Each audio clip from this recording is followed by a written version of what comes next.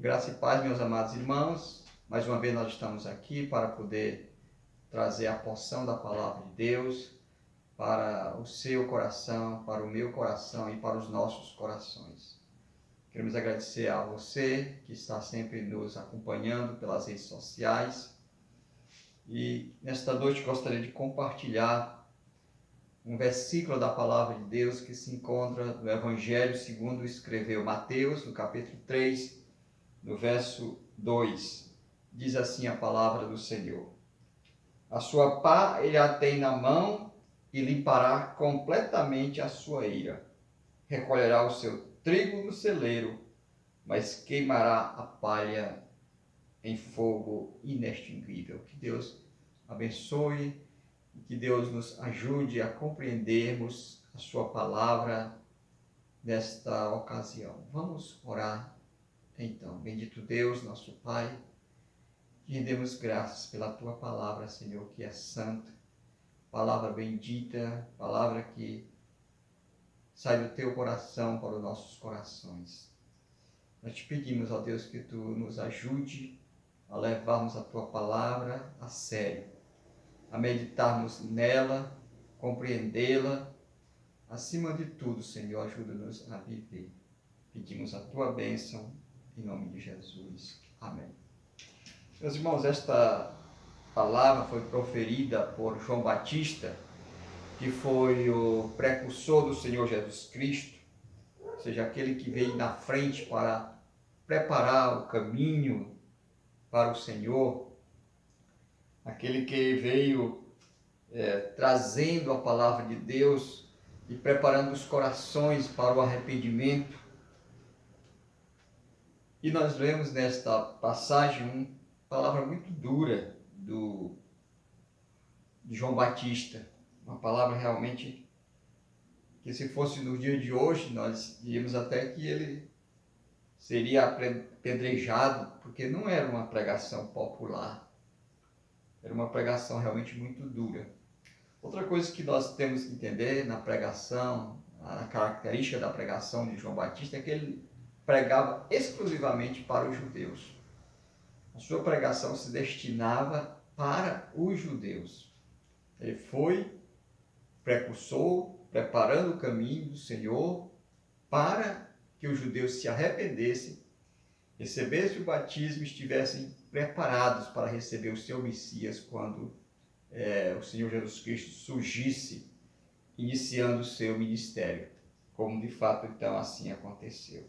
E o que nós temos neste versículo é algo realmente bem interessante. João Batista usa uma figura que era muito conhecida dos judeus do primeiro século. Eles que viviam numa região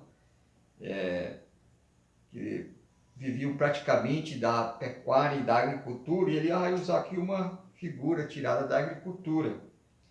Ele diz o seguinte: a sua pá ele a tem na mão e limpará completamente a sua eira. Então, o que era a eira? Eira era um terreno de chão batido, preparado para ser malhado o trigo. Geralmente o trigo era malhado, pisado pelos bois. E então, depois que os bois malhavam o trigo, então esse trigo era sacudido para cima com a pá, isso que ele fala aqui na pá, e então os grãos que eram pesados caíam na eira, ou seja, no solo de chão batido, e a palha então era espalhada. Depois a palha ia ser juntada, como nós vamos ver, o que eles faziam com a palha. Muito bem, então depois que o trigo era malhado e a palha se espalhava e o trigo ficava na eira, então ele juntava com a mesma pá e recolhia o grão, que era precioso, valioso, porque servia para a alimentação deles, fazendo pão, bolo e tantas outras coisas. Como ainda hoje é muito utilizado o trigo, então como era um grão muito precioso, eles armazenavam no celeiro, né? E aí a palha, com a mesma pá que ele tinha recolhido o trigo, ele recolhia também a palha e juntava em um determinado local, a palha fazia um monte e então queimava, porque a palha não estava, aliás, a palha não serve para nada, a não ser realmente para ser queimado. Mas o que é que João Batista estava querendo dizer com isso? Né? O que é a palha e o que é o trigo? Bem, meus irmãos, ele certamente está falando aqui de pessoas. João Batista não veio dar uma aula de agricultura para os judeus do primeiro século.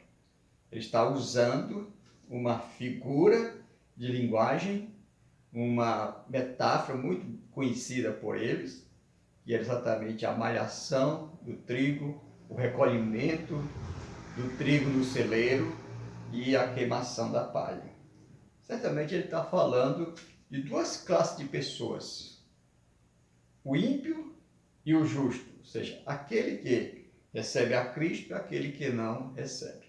Eu quero destacar duas coisas importantes nesse texto aqui. Primeiro, é que o ímpio e o justo estão ainda vivendo juntos nesse mundo, ou seja, o trigo e a palha, ou seja, não foram ainda separados, eles continuam existindo ou coexistindo na mesma sociedade, muitas vezes vivendo na mesma cidade, frequentando os mesmos lugares e muitas vezes vivendo até debaixo do mesmo teto. Então essa é uma coisa que nós aprendemos desse texto, né? Que eles ainda estão juntos, trigo e palha estão juntos.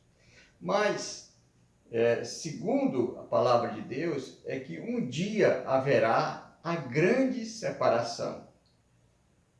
Porque ele diz aqui, ele vai limpar completamente a sua eira, ele vai recolher o trigo no seu celeiro e ele vai queimar a palha em fogo inextinguível, ou seja, vai separar trigo e palha.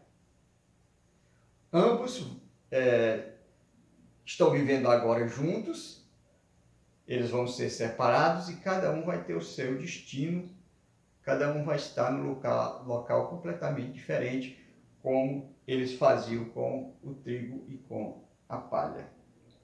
Então, como nós falamos, irmãos, o trigo, que era precioso, é o povo de Deus. Quando o Senhor vier, ele vai fazer a grande separação.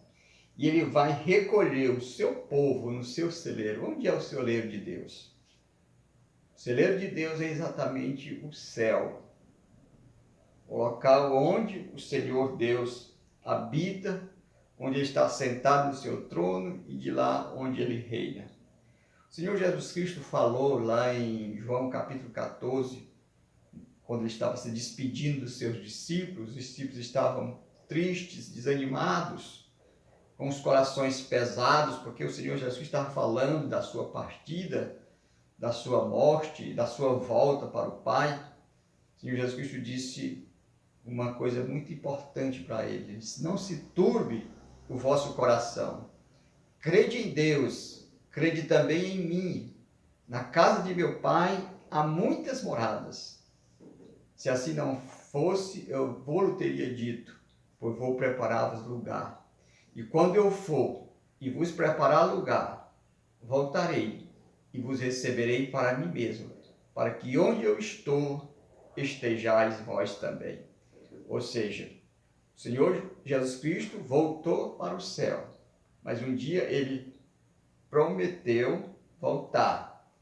E ele vai cumprir essa promessa, onde ele vai recolher o seu trigo, que é o seu povo, no seu celeiro, que é o local da sua habitação, onde o seu Pai Celeste mora, onde ele também está.